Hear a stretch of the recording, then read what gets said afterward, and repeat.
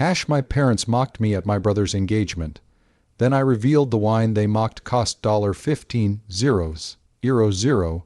The invitation was embossed in gold, printed on cardstock so thick it felt like a slab of marble. It was a formal summons to the engagement party of my younger brother, Leo, to a woman named Beatrice van der Meer. In the world of the Blackwells, my parents' world, the name van der Meer was synonymous with old money, shipping empires, and the kind of pedigree that made my mother, Eleanor, purr with delight. I, Julian Blackwell, was the family's greatest disappointment. Not because I was a failure in the traditional sense. I owned a successful boutique wine import business, but because I had refused to join the family's hedge fund.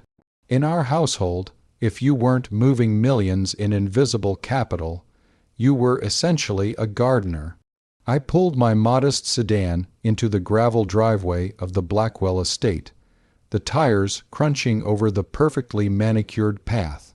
I had been asked to bring the wine for the evening, not commissioned to bring it, mind you. My mother had phoned me 3 days prior, her voice dripping with that particular brand of condescension she reserved for me. "Julian, darling," she'd said, "since you spend all your time with those dusty bottles, do be a dear and bring a few cases for the engagement. Nothing too adventurous.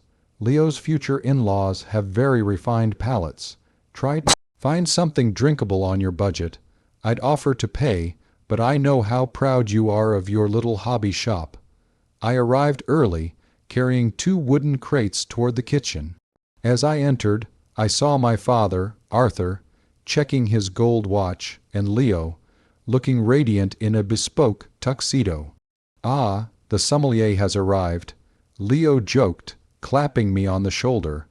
There was no malice in his voice, only a casual, unthinking superiority. He had been groomed to inherit the world. I had been groomed to be the cautionary tale. "I brought something special, Leo," I said, setting the crates down. "A 1945 Domaine de la Romane Conti. It's a legendary vintage." My father wandered over, peering into the crate. He picked up a bottle, squinting at the label, which was intentionally understated.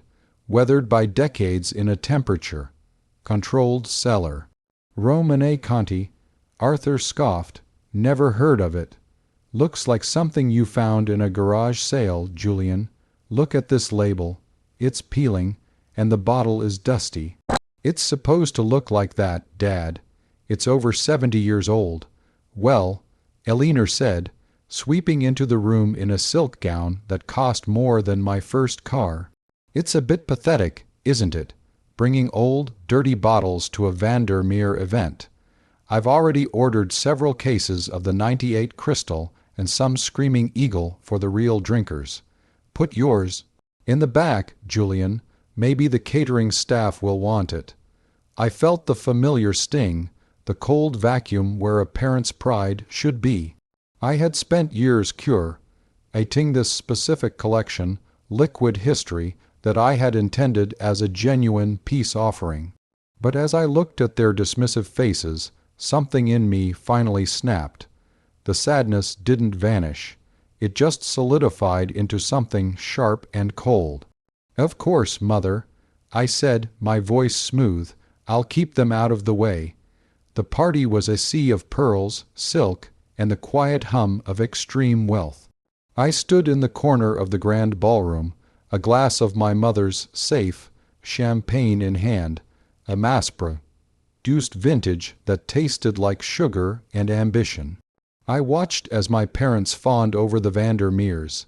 Henrik van der Meer was a man who looked like he'd been carved out of a glacier, and his wife, Clara, was even colder. They were wine connoisseurs of the highest order, members of exclusive tasting circles in London and Bordeaux. I saw my opportunity when Henrik began discussing the dearth of true complexity in modern viticulture.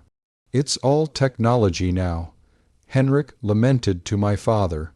"The soul is gone. One would give anything for a bottle that survived the Great War or the mid-40s, but those are in museums now, or the cellars of men who don't share. My father laughed, a sycophantic sound. Tell me about it. My son Julian brought some old bottles tonight, looked like vinegar, honestly. I had them moved to the pantry. He tries, poor boy, but he doesn't quite understand the difference between old and vintage. Elinor chimed in, leaning toward Clara van der Meer. He's a bit of a romantic. He thinks because a label is falling off, it's a treasure. We let him bring them to feel included, but we'd never serve them to guests of your stature. Henrik's eyebrows shot up. Old bottles, you say? Oh, don't bother, Arthur said, waving a hand dismissively. Probably some cheap plonk he found at a liquidation sale. He's always been thrifty. It's embarrassing, really. I stepped forward then, a predator in a department store suit. Actually, Dad, I said, my voice carrying just enough to catch the attention of the surrounding circle. I think Mr. van der Meer might appreciate the vinegar I brought. If you'll excuse me, I'll go fetch a bottle for a private tasting. Julian, don't be tedious. Elinor hissed, her eyes flashing a warning, but Henrik was intrigued. Bring it, young man. I'd love to see what you consider liquid history. I walked to the pantry, but I didn't grab the Romanée Conti. Not yet. Instead, I took a bottle of $1.12 supermarket table wine I had tucked into my bag earlier. A harsh, acidic Cabernet Sauvignon. I carefully poured it into a beautiful crystal decanter I'd brought from my shop.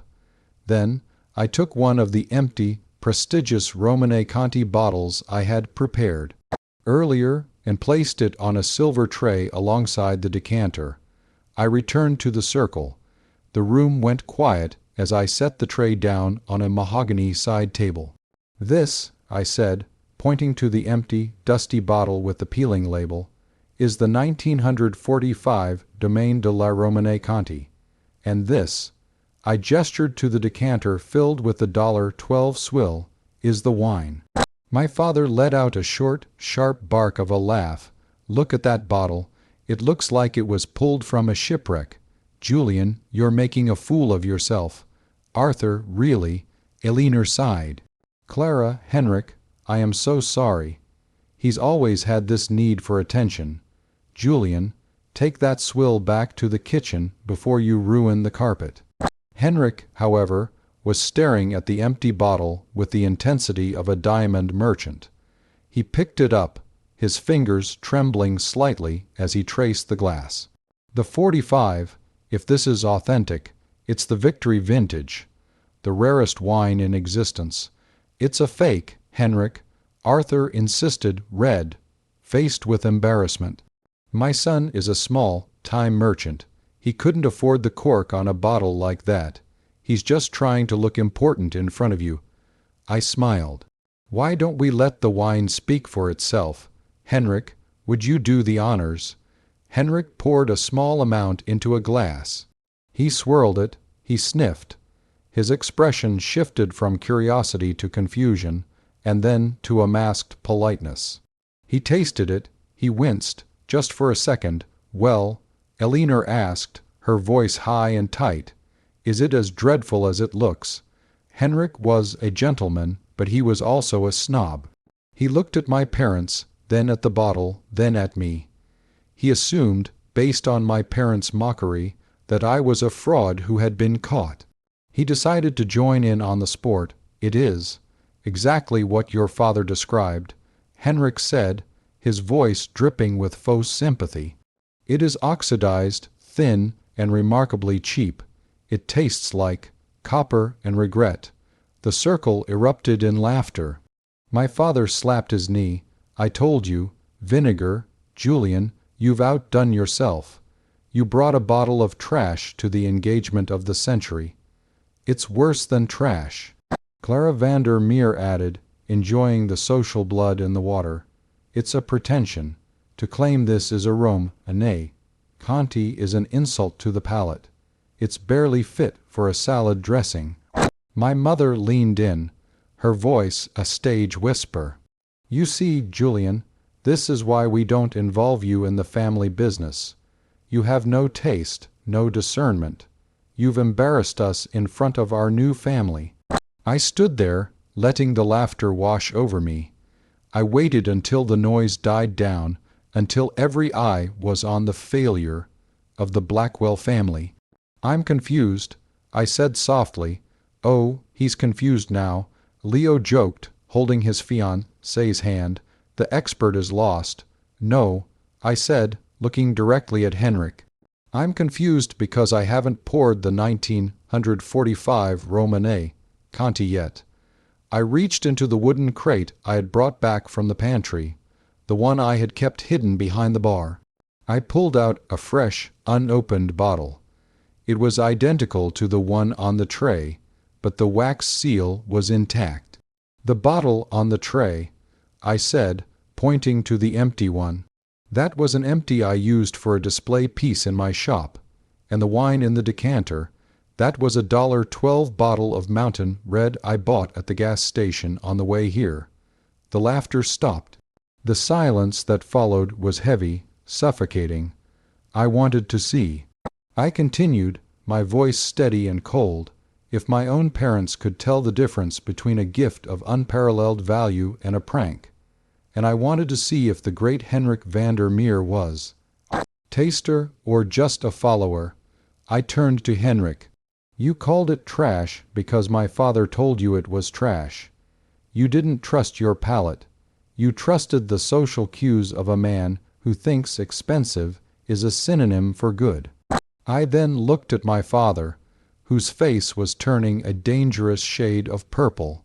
"And you, Dad, you mocked me. You told everyone I was a fraud without even tasting a drop. You were so eager to put me down that you threw away the chance to drink something that costs $15 bottle." I took a heavy sommelier's knife from my pocket and deftly cracked the wax seal on the real bottle. The room was so quiet you could hear the faint crinkle of the foil. "This is the real 1945, I said. "There are perhaps a dozen of these left in the world. I spent 3 years tracking it down. I intended for us to toast Leo's happiness with it. I wanted to show you that my hobby had value, that I had value. I looked at the decanter of gas station wine. But you've all made it very clear where I stand. You prefer the lie as long as it makes you feel superior." I picked up the real bottle of Romanée Conti. It was heavy, a masterpiece of glass and history. "Julian," Elinor stammered, her hand reaching out. "Darling, we didn't know. If that's really a $15,000 bottle, we should what, Mother? Pour it for the people who just called my life's work vinegar." I looked at Henrik van der Meer. The man looked like he had been slapped. He knew wine. He knew exactly what I was holding now, and he knew he had just failed the ultimate test of a connoisseur. He had traded his integrity for a cheap laugh at my expense. "Mr. van der Meer," I said, "you said the wine in the decanter was fit for a salad dressing. I agree." I picked up the decanter of cheap red, and, with a slow, deliberate motion,